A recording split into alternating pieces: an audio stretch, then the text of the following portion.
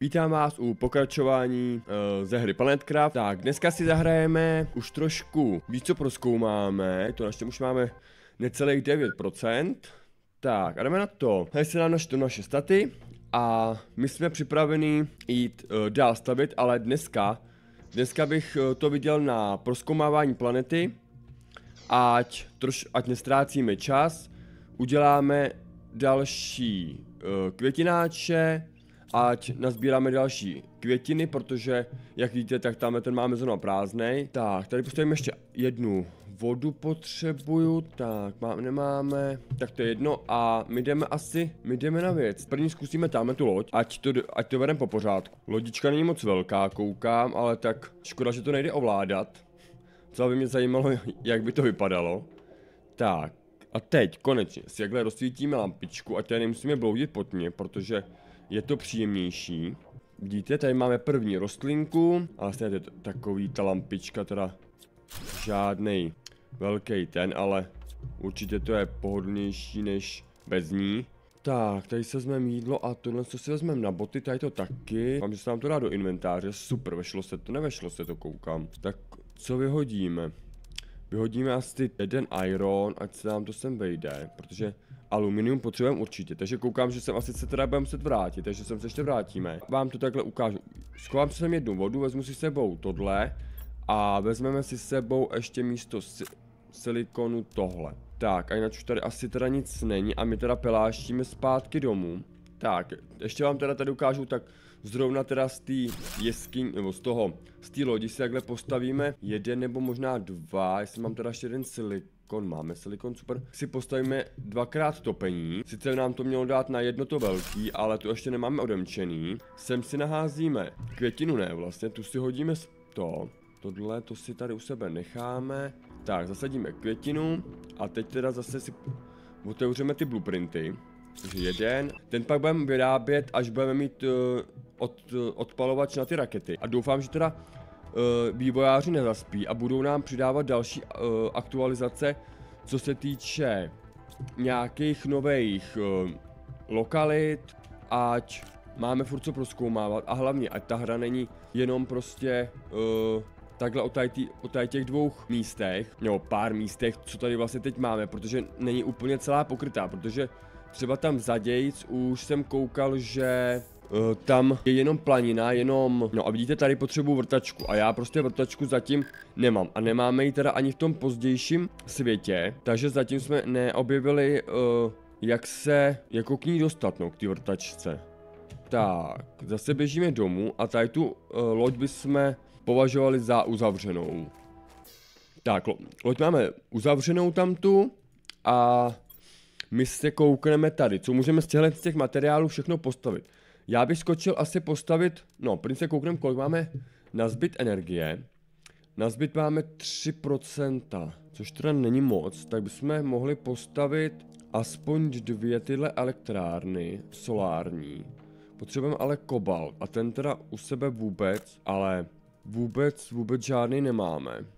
Aluminium teď taky nepotřebujeme, teda aluminium, no ani iridium, no to je jedno. Jdeme pro kobalt, já ho hnedka natěžím. Tak a jdeme stavět teda ty 2 elektrárny.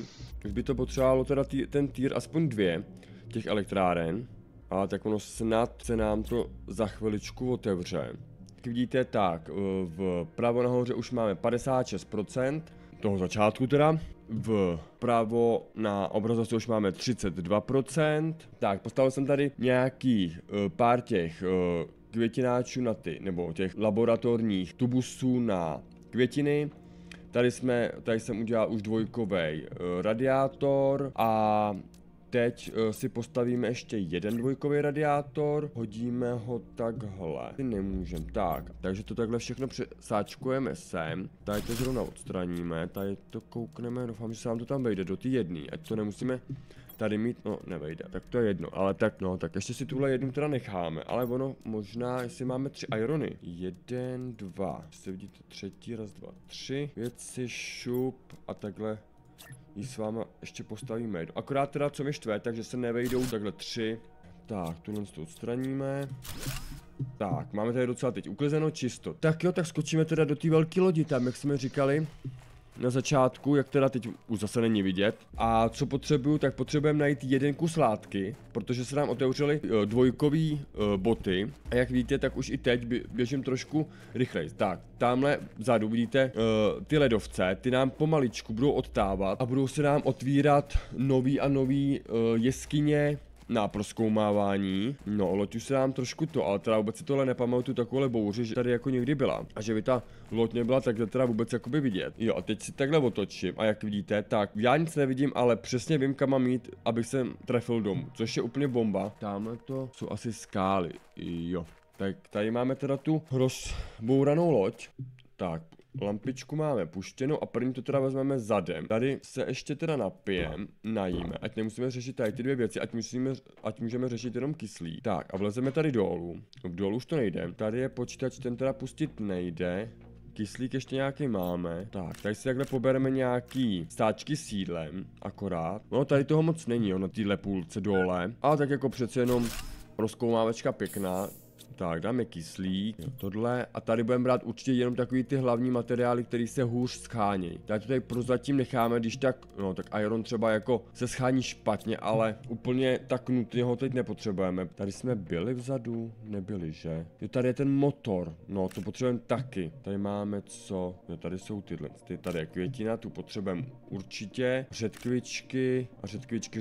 Když tak víme, kde pro příště hledat jídlo. Tady máme vodu, uránium. Uránium je strašně vzácný tady najít, protože fakt se strašně špatně schání. Pár lilků, protože lilky úplně nepřidávají tolik jídla, co bychom chtěli. Jídlo si vezmeme, to třeba ještě cestou sníme, až tak něco zase natěžíme. Tak, takhle vylezeme nahoru. Škoda, že teda tady ty motory nejdou sebrat. A máme už trojkový vrtačky, což je super. Tak, ještě nějaký čas máme. Sice teda teď už tady asi nic nepoberem, ale tak jenom to tak jako omrknem.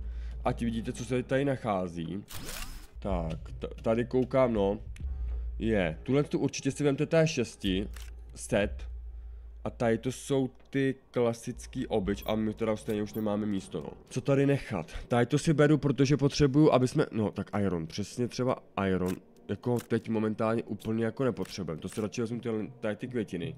Jo, tady máme další, jo, prostě urán a tady ty super aloj, ty se fakt strašně hodějí, protože jsou strašně špatně sehnatelný. Tak, dáme kyslík, můžeme teda ještě něco vzít, tak tady vezmeme ještě teda tu jednu rostlinku. Ono někdy to takhle blbne, nevím proč. Tohle všechno víme, že tady je. Ono to naštěstí nikam nezmizí. A tuhle raketu si myslím, že bychom měli za úspěšnou a pro zkoumanou a v těchto dalších částech už nic není, ale ještě bychom mohli zkusit, když máme ještě nějaký kyslík. Tak nevím, kudy to vylezem, ale kouknout tady nahoru, kudy to vylíst, tady na ten můstek, jestli se tam dá nějak dostat, jestli tam náhodou něco nebude, protože ta raketa zase tak není tak malá, že by to bylo nějaký okno rozbitý. Jo, hlavně si pak dávajte pozor na větší skoky, protože dá se i trošku zrakvit, ale tady to možná vypadá jako rozbitý okno, ale teda jako vyskákat tam teda bude asi možná s tím jetpackem, protože takhle já tam prostě nemám šanci vyskočit. Šup, hop. A jsme tady, super, teda nevím co tady, no tak za tu námahu bude to stát, že máme 2 kyslíky, takže ještě můžeme mít rychle jen tak něco prozkoumat, jestli tady něco nebude, co by se dalo pobrat. Je tady čip, ten si určitě vezmeme, protože ten tady určitě jako nevím k čemu bude, co nám otevře, ale jako jinak teda koukám, tu jsem zklamaný, to jsem teda jako myslel, že tady, když už, nebo že aspoň tady pojde něco rozebrat, ale fakt jako nic, tak to mě mrzí, ale teď teda musím dát pozor, aby jsme tady, ne to, a teda pelášíme domů, protože máme už teda jenom jeden kyslík a je to ještě docela kus cesty. Tak, já se vám ozvu, až budu hnedka u toho s tím čipem, aby jsme si ho, ten blueprint rozdělali, že jsem zvědavý, co v něm bude. Super, tak jsme tady a jdeme to, ježíš, no tak omlouvám se, moje chyba, tak to jdeme rychle napravit. Co to bylo? Tohle to bylo, ale já už sebe koukám, nemám místo, takže já musím teď rychle něco vyházet, tak vyházíme, co nepotřebujeme. Jídlo, taky teď zatím nepotřebuju, aluminium, uránium a ty květiny. Tak, těch už máme taky docela dost, což je super. Tady to zase takhle pozbíráme, šup, postavíme to znova. Tak, a jdeme na to. Tak, co nám to otevře? Jasný, takže tohle je, vůbec jsem to nepochopil, co to je, to dělá něco jako, tam dáte materiál a ono vám to vyplivne z něj asi for fun nějaký materiály, ale je to teda úplně k ničemu, jo, a tady to nám odemklo ty prosklený jakoby části té boudy, akorát jenom vlastně, že to je jakoby takhle do půl kruhu, že si z toho můžete udělat takový okružník. Ale tady by se nám mělo otevřít, to vezmu takhle k sobě. Pám, že jsem to vzal, takže tohle potřebujeme dvakrát. A teď vyrobíme dvojkový. Se nám měli hnedka automaticky hodit k nám, už je tam máme. No, jako, myslím si, že je to znát, hlavně to ušetří zase nějaký ten čas, ale jo, je to příjemnější, určitě. No a jak vidíte tamhle vpravo nahoře, už budeme mít skoro 80% a už to nebe vypadá příjemně, takže si myslím, že do příště celý to možná předělám a my se uvidíme teda příště. Pokud se vám dnešní video líbilo, dejte like a odběr a budu se těšit na příště. Mějte se a čau.